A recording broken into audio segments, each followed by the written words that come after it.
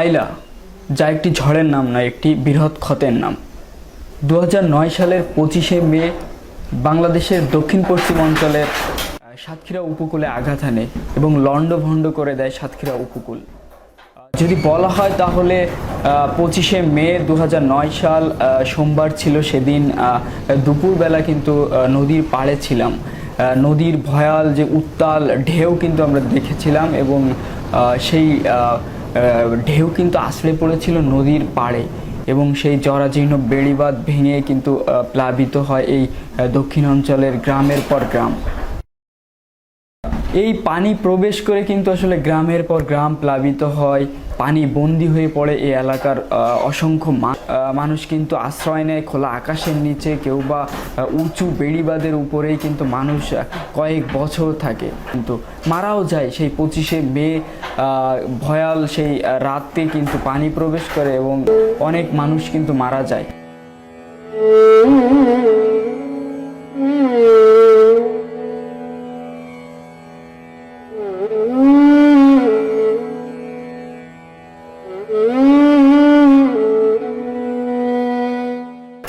একটি জিনিস বলে রাখা ভালো যে পার্শ্ববর্তী সুন্দরবন সে কিন্তু প্রতিবারই যখনই ঝড় জলোচ্ছ্বাস বন্যা আসে তখনই কিন্তু সেই সুন্দরবন কিন্তু ঢাল হিসাবে প্রস্তুত থাকে এবং আমাদেরকে রক্ষাকবচ হিসাবে রক্ষা করে।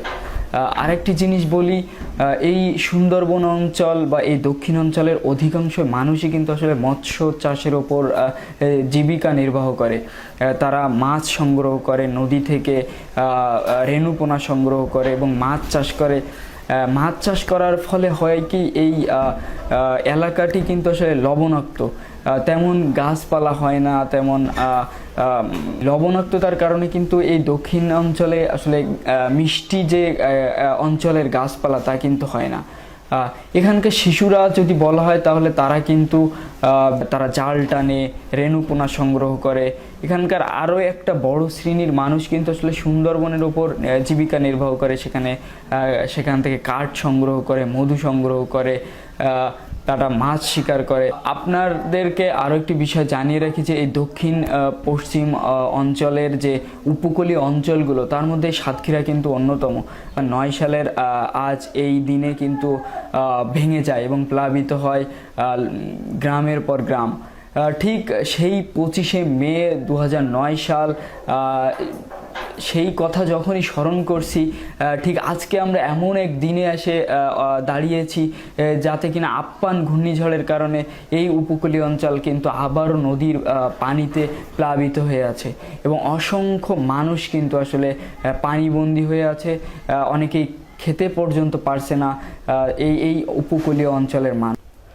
স্থানীয়দের সাথে কথা বলে যেটি আমরা জানতে পেরেছি সেটি হলো যে এই ঝড়টি কিন্তু আসলে কয়েকশো বছরের মধ্যে কিন্তু সবচেয়ে বেশি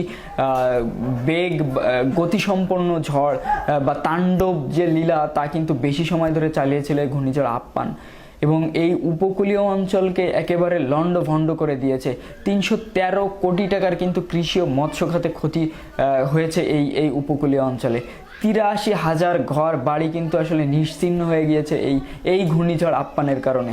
উপকূলবাসী কিন্তু এখন হতাশ, তারা কিন্তু হতভম্ব হয়ে গেছে এই আপ্পানের ক্ষতির কারণে।